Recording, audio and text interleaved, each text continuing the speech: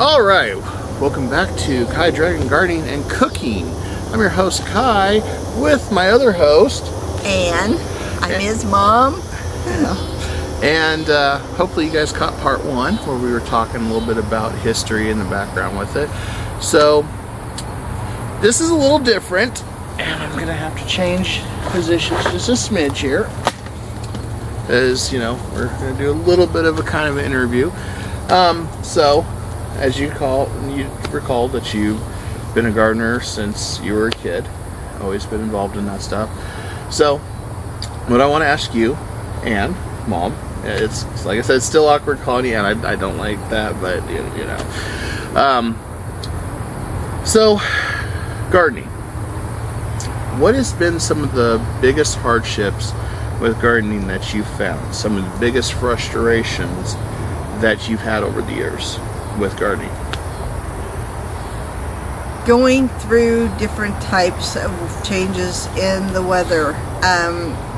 Growing up, we went through really bad rainy years where it rained and rained and rained and rained. And when you have that much rain, it is hard on the plants. Too much rain, too much water is just as bad and hard on them as it is going the opposite way, going through a drought. I've been through a drought before. I remember when it rained so much, the rivers all looked really good and everything, and then we went through several years of a drought and everything started drying up. People didn't know where they were going to go fishing at. And back then, when Kai was growing up, like I said, I had a bait shop. It was called Westside Bait and Tackle. I loved the customers. They loved me. I loved the fishing stories. Caught one of my best customers had caught a state record catfish. It was just an incredible time. But those years where you went from doing something with a heavy rain to going through something with a drought, you have to grow different ways and do different things, and the way you go about doing things is so much different, and it's very frustrating because when your plants are waterlogged and you're doing everything that you can to get that excess water out of there, and you're just watching them fold up and die on you. I think having way too much excessive water is probably a lot harder on them than actually going through a drought. And going through a drought, you do have that risk where the leaves are curling up, the plants need a drink, you don't know when to water because you know you're trying to cut back. It's better to give them a good soaking even once or twice a week than it is to just go shh for a few minutes. That's not doing anything for your plants. They need to get down into the roots. Whereas going the other way, when you have way too much rain, you have to worry about the plants getting root rot. That's hard to say. But you did it right. It kills off what you're trying to grow. You end up trying to put things under clear tarps and versus using shade cloth and stuff to try and get the rain away from it. I remember tomato plants, the one year that it was raining so much, we had to put clear tarps up and we had to angle them to run the water off and get it away from the plants. A lot of times we would catch the rainwater and use it somewhere else if we needed it. Didn't like wasting water, but that was back even before you could get things like rain barrels though, and things that were safe. You know, when I had Westside Bait and Tackle, of course, you know, I had big stock tanks that I had to keep goldfish and things like that in. So going through a drought year, that fish water, that was some of the best food for those plants. They'd perk right up. I didn't worry so much because, you know, the fish being in the water and stuff did a whole different thing. It's a whole different level, and it also gets you into another type of gardening where they actually do raise fish and garden at the same time. But those are some of probably the biggest challenges, is going from one extreme to the other. Same way with the hot and the cold. There's things you can do to help you that they have now that they didn't have back then. And a lot of times, like I said, it was very, very difficult when you knew that that plant was just not going to make it no matter what you did, and it was very, very frustrating. For me, I think my biggest frustration, so I haven't experienced the floods like you have. I remember them as a kid, but I don't remember them, you know, I don't remember since I started gardening. It's always been droughts, heat waves, and that's been crippling for my garden. That was one of the biggest hardships that I had. I used to struggle with keeping blueberries alive. This is the first year that I've had blueberries that have stayed alive, and it was because we literally put shade cloth everywhere. Now, I know one of my viewers asked me what the black fabric was on there the other day. I think they missed a video. I was talking about showing what happens with heat with those trays, and explain the frost cloth or shade cloth. So at some point I'm going to take what footage I had and try to assemble it and explain it. So that's coming down the road to kind of show how we set up the shade cloth, because honestly 30% shade cloth is needed, especially if you have no shade and that western sun comes and hits, because from about 1 o'clock to 5 o'clock, it's during the summer, it's brutal. Scorched earth.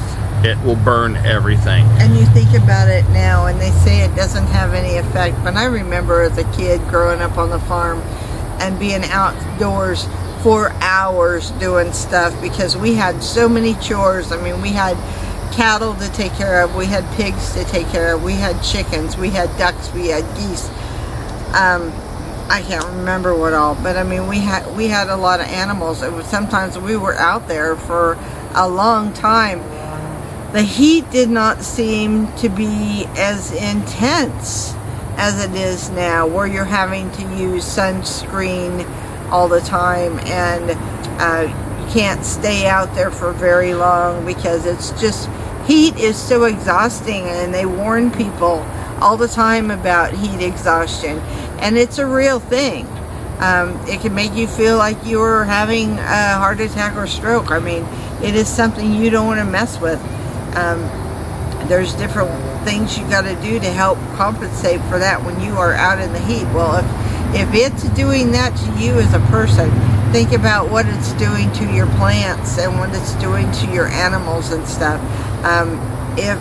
When it's that hot, it is just, it's critical for all of them. It's a hard, brutal thing for nature. And well, and think of this too, and I brought that up in one of the videos, but tomatoes, they were never originally an outdoor plant that was open exposure in plain or savanna type. They were in the jungles in Central and South America.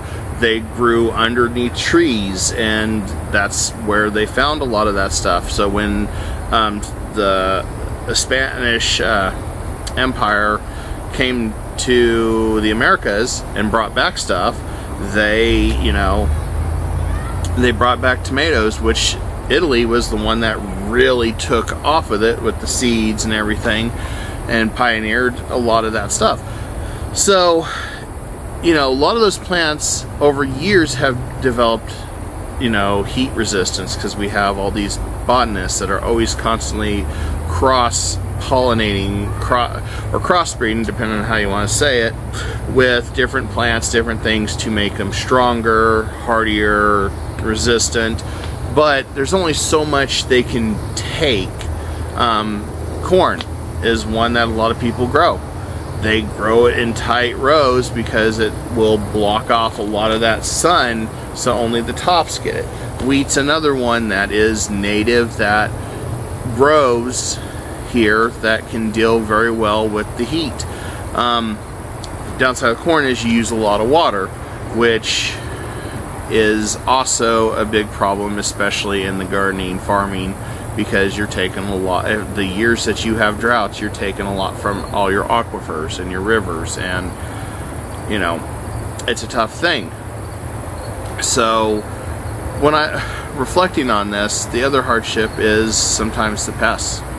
We don't have the deep freezes like we used to.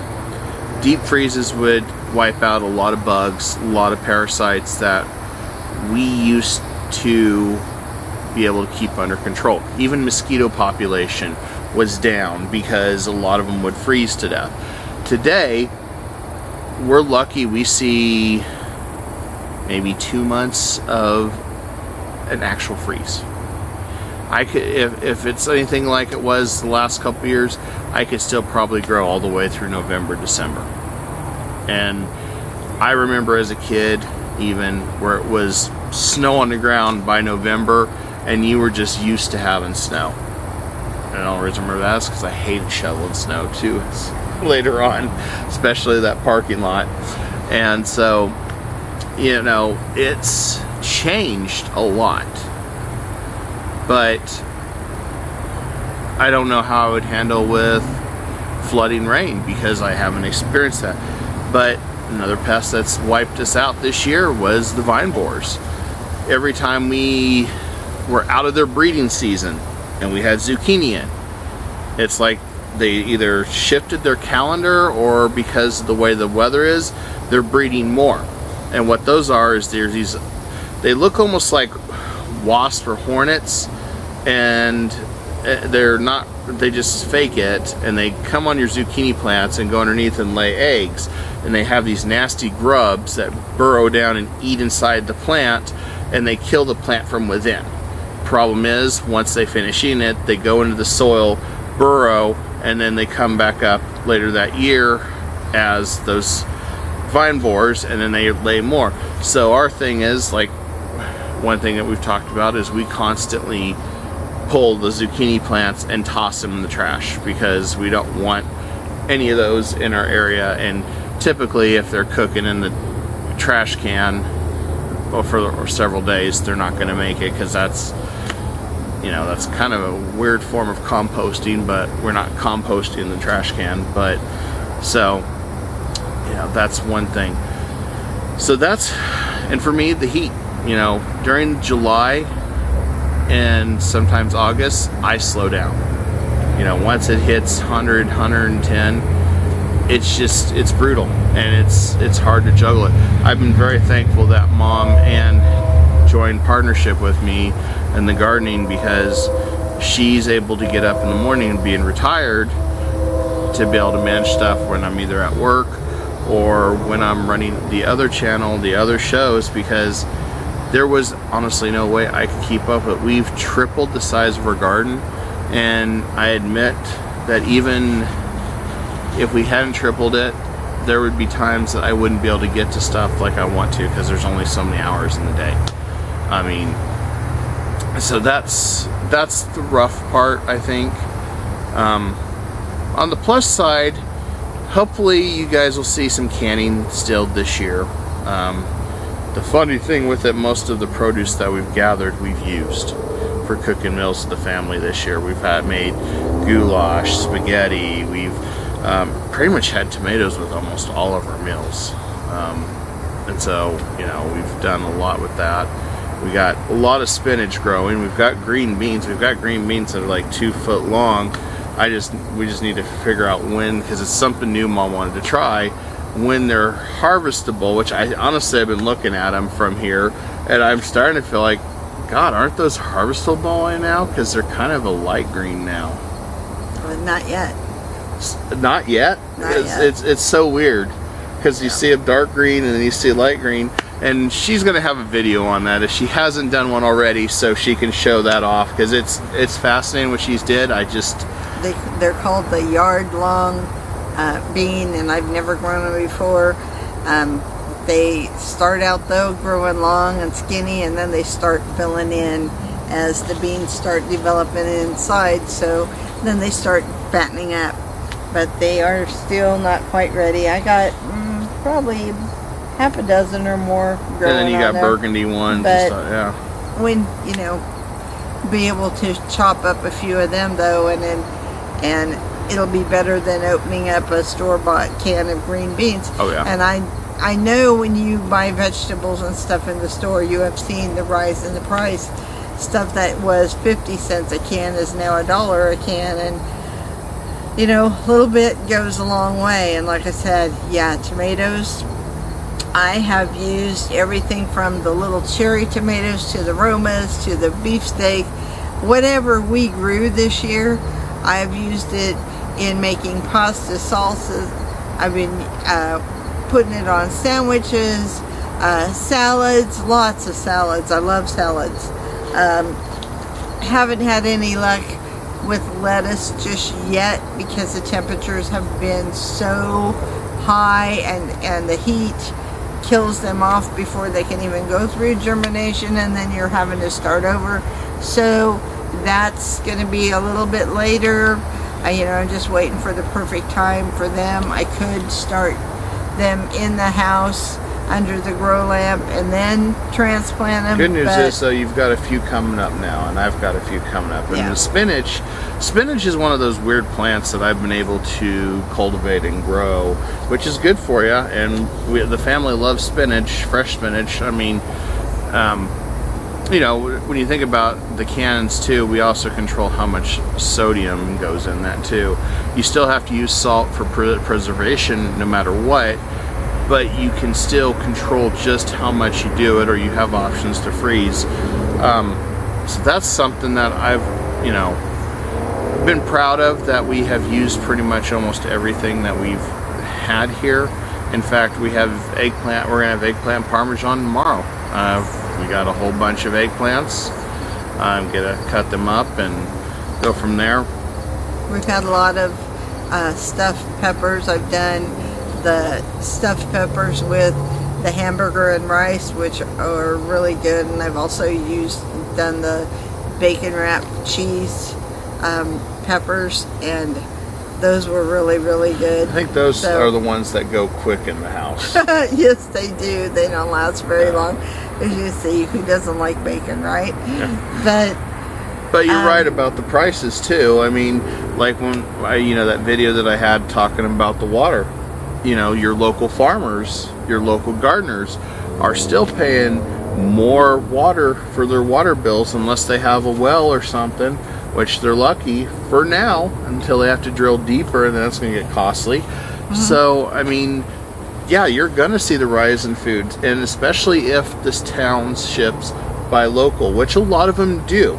You see a lot in the stores, you'll see bought in California or Mexico or a lot of those areas, because they can produce throughout the year. Like tomatoes, they can like we've talked about, the indeterminates, they can grow infinitely in the right climate. Peppers will grow infinitely in the right climate. They're not one and done necessarily, unless you get determinate. But so with that said, that's why you're always getting produce. But during the spring and summer, a lot of times, to reduce shipping costs, they'll buy local from your gardeners and farmers that are licensed and things like that. But the cost is just huge, and that's going to drive up inflation, and that scares me too. But we try to be hopeful on that. And we support the farmers market. Here in Wichita, they do have a farmers market that sets up like on Saturdays and stuff. And I try to get up early to go support them and stuff, because I know, having lived on the farm and growing stuff, that it does cost a lot, and they do want to recover some of their money and stuff, and that's how they do it, is selling off their produce.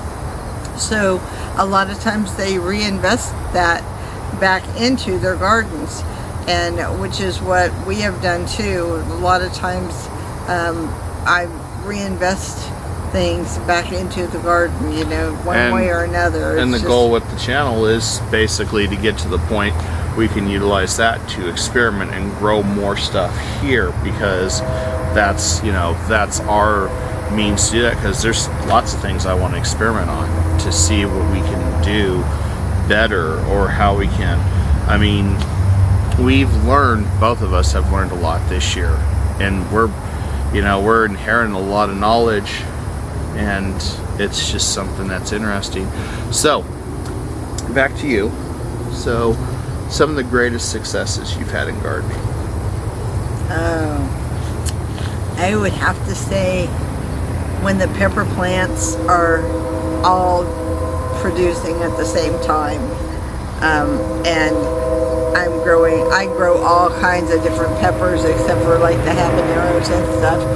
I can't have them because I get a little bit allergic and stuff. I can't have all the acid, and some of our family members are that way too. He can eat the hot spicy things where I can't.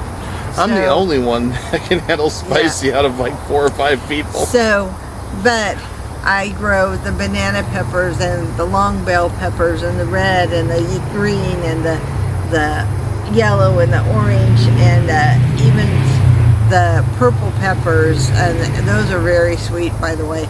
And just when you have peppers on every plant and you have about 20 plants, it is just amazing.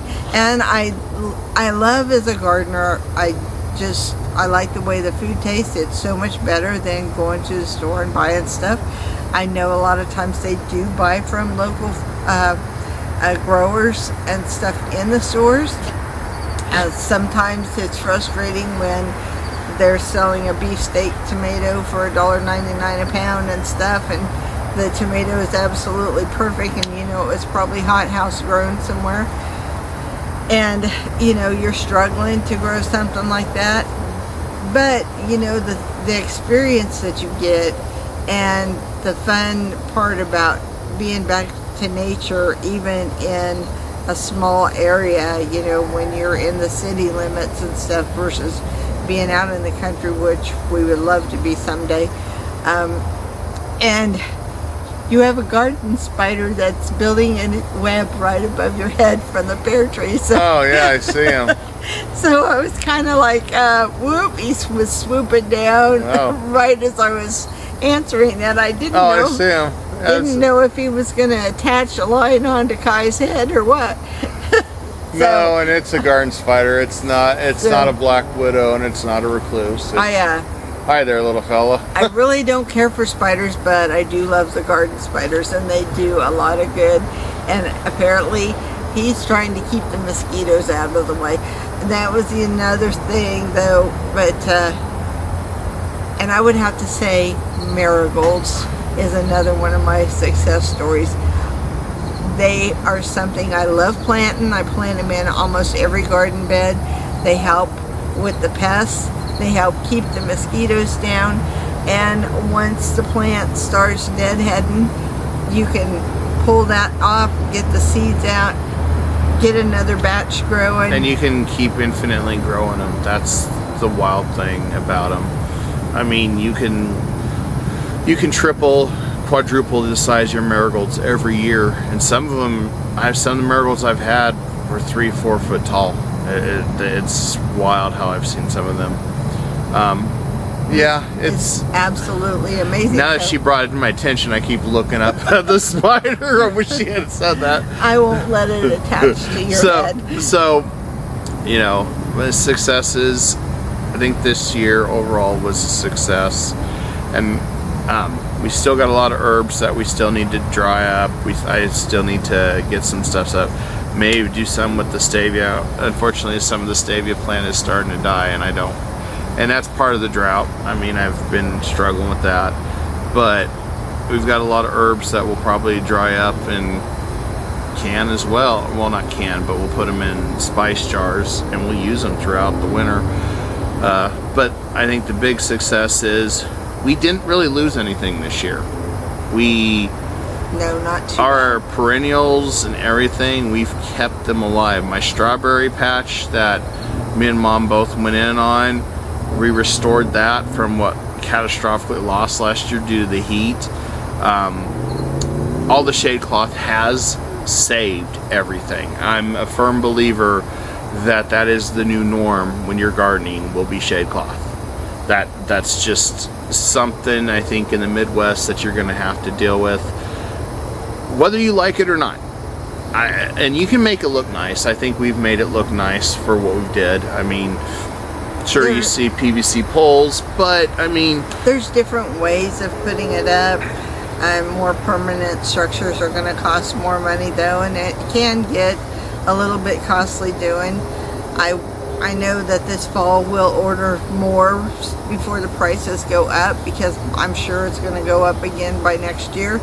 And last winter we left what we had already up. And it really didn't tear anything down. No, we left it up through the winter. It was resilient. We didn't know how hard the winter was going to be, and it made it through.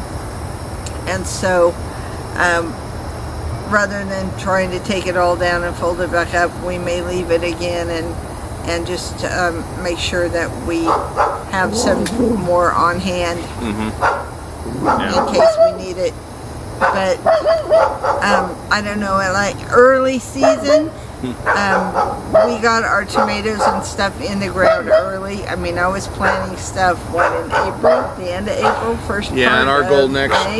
next year for our channel is to try to have stuff out fairly grown by March. So we'll be trying to start a lot of stuff in December and January, depending on the germination cycles, because that's how a lot of these gardeners do it. A lot of these greenhouses do it. For those plants that take a longer time to get the most yield, they do early, because once they get it in the ground, they start, say they have a plant like this big already in March, they're going to have a massive harvest by April and May, before the heat wave. Before that heat wave. Because during June and July, your heat wave, that is the one that is going to just crush your garden. Later part of August is where it starts lining up. Usually, like tonight is a really nice night. Earlier it was fairly warm, but it's not the hundreds anymore. And so as that's fading away, the garden is getting more active, which is a very positive thing for us, which means we have about another month and 15 days worth of gardening left until potentially the first cold snap. If we hopefully we're lucky, we can dodge that for another couple weeks past that, so we can get a lot more yield. But you know, even after that, you know, there'll still be some gardening videos. Like I said, it'll slow down to maybe 3 a week, just because we won't be having a lot to talk about yet. And a lot of this stuff is going to be amending the soil, covering the beds, making sure everything is nice and secure, securing your strawberries for winter. You know, there's things that we're going to cover, but they're at the same time, it's not as active. So we'll try to do at least one more big garden tour of this for memories and for our audience to see everything, kind of how it started.